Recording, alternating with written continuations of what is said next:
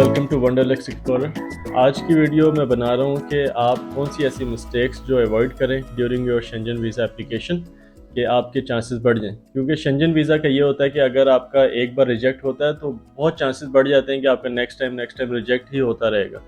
تو اس لیے بیٹر ہے آپ ان مسٹیکس کو ایوائڈ کریں تاکہ آپ فرسٹ شاٹ میں جو ہے شنجن ویزا لے سکیں۔ میں نے ایک ویڈیو بنائی ہے ہاؤ ٹو گیٹ شنجن ویزا، آپ وہ ویڈیو بھی دیکھ سکتے ہیں۔ میری ایک سبسکرائبر نے she just followed the instructions in that video, اور اس کے بعد مجھے کانٹیکٹ بھی کیا and she got Hare visa from Switzerland.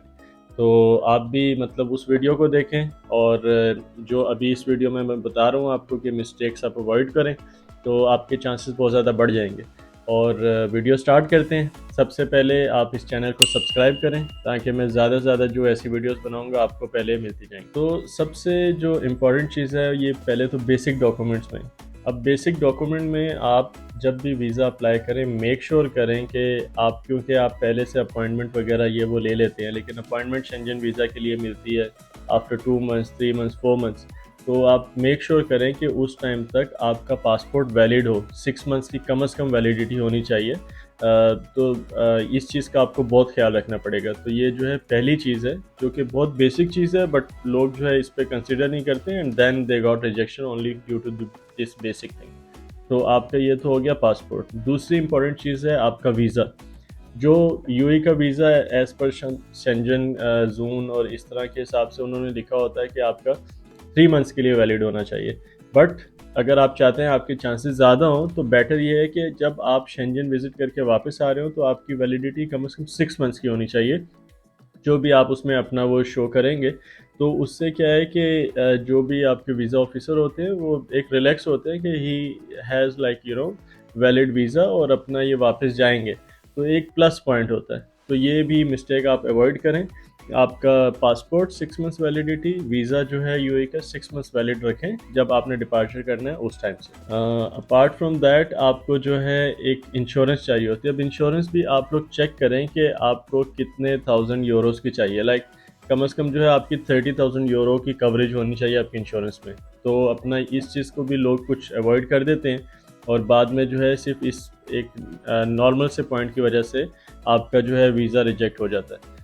اس کے علاوہ جو ہے آپ ہوٹل بکنگ اور فلائٹ ریزرویشن کرتے ہیں، اگر آپ جیسے ایک ٹیمپریری پیریڈ کے لیے کر رہے ہیں جو آپ کا ویزا اپلیکیشن پیریڈ ہے، تو اب اس میں کیا ہے کہ آپ کوشش کریں کہ جب ویزا اپلیکیشن میں آپ نے جو بھی ہوٹل بکنگ اور فلائٹ وغیرہ کرائی ہے تو اس ٹائم اگر visa officer he is checking also, he is confirming کہ یہ hotel booking and flight booking اپنا ویلڈ ہے یا نہیں ہے، تو اس کو پازیٹیو ہی رسپانس ملے۔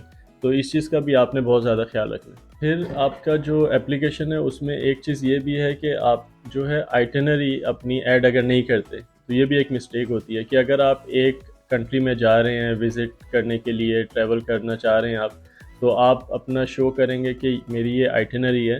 اور اس میں ایک اور جو مسٹیک لوگ کر دیتے ہیں، اگر اپنا آئٹنری یا اگر اپنا ٹائم بتاتے بھی ہیں تو بہت زیادہ لانگ ٹائم پیریڈ بتاتے ہیں۔ جب آپ فرسٹ ٹائم شنجن ویزا اپلائی کر رہے ہیں تو کوشش کریں keep it like in 1 week time, اور میکسیمم لائک 10 days، اس سے زیادہ نہیں کریں۔ تو اپنا آپ نے اپنی شارٹ رکھنا ہے ٹائم کو، اور آئٹنری اپنی اس کو آپ نے ایک ایکسپلین کرنا ہے، لیکن آئٹنری بھی وہ آئٹنری شو کریں کہ جو اٹس ڈویبل، کہ آپ جب یہاں سے جائیں گے شنجن کنٹری میں فرسٹ ڈے تو کیونکہ آپ ہوٹل میں رہیں گے، there will be jet lag and all that, اس کے بعد آپ دیکھیں کہ 1 2 3 پلیسز اگر آپ وزٹ کرتے ہیں، پھر لاسٹ ڈے آپ نے واپس آنے، تو جو بھی ہے مطلب آپ اس کو اپنا ایک کنسائز رکھیں، شارٹ پیریڈ کے لیے رکھیں، اور اس کو ڈسکرائب کریں تاکہ ویزا آفیسر کو پتہ ہو کہ ہی نوز، اور یہ جینوئن وزٹر ہے، اس کو پتہ ہے کہ مجھے کہاں جانا ہے اور کیا کیا چیزیں ایکسپلور کرنی ہے۔ ایک اور امپورٹنٹ چیز ہے جو کہ مسٹیک لوگ کر لیتے ہیں کہ آپ نے جیسے اگر بعد میں جانا ہے تو اگر ٹائم ہے لیٹ سے 2 مہینے 3 مہینے جو بھی ٹائم پیریڈ ہے، آپ پہلے ہی اپنا جو این او سی بنوا لیتے ہیں کمپنی سے۔ تو کوشش کریں کہ این او سی فریش ہو، لائک اگر آپ کی جب آپ کا ویزا اپائنٹمنٹ تو آپ پہلے لے لیں گے، لیکن جب آپ جا رہے ہیں سبمیشن کے لیے ڈاکومنٹس لے کے V F S global embassy میں جا رہے ہیں، تو آپ کا جو N O C from company یا جو بھی ہے وہ 1 ہفتہ 10 دن اس سے زیادہ اولڈ نہ ہو۔ تو ایک چیز اس کا خیال رکھنا ہے۔ پھر سیکنڈ تھنگ جو ہے امپورٹنٹ چیز ہے وہ آپ کی فائنینشیل اسٹیبلٹی ہے۔ یہ تو بہت ہی امپورٹنٹ چیز ہے شنجن ویزا کے لیے. آپ کو میں نے ویڈیو ایک اپلوڈ کر دی ہے, آپ اس کو جا کے چیک کریں کہ کیسے آپ نے اپنی بینک اسٹیٹمنٹ مینٹین رکھنی ہے ٹو گیٹ شنجن ویزا. اور فائنینشیل جو اپنی اسٹیبلٹی ہے اس میں آپ کی بینک اسٹیٹمنٹ اٹیچ کرنی ہوتی ہے. اور کچھ لوگ اس میں بھی یہ کرتے ہیں کہ مطلب مسٹیک کر دیتے ہیں کہ پہلے جیسے اگر آپ کے اکاؤنٹ میں 1000 درہم یا اپنا 10,000 درہم ہے, اور ایک دم جب آپ اپلیکیشن اپلائی کرنے جا رہے ہوتے ہیں تو اس دن ایک دم 30-40,000 درہم ڈال کے اور آپ اپلیکیشن اپلائی کر دیتے ہیں. تو اس کو آپ نے مینٹین رکھنا ہے, اور اس کی میں نے ویڈیو بنائی ہے ڈیٹیل میں. آپ اس ویڈیو کو دیکھیں تاکہ آپ کو پتہ چل جائے کہ آپ نے یہ مسٹیک بالکل نہیں کرنی. اس کے علاوہ یہ آپ کو میں نے کافی مسٹیکس بتا دی ہیں جو آپ اوائڈ کر سکتے ہیں.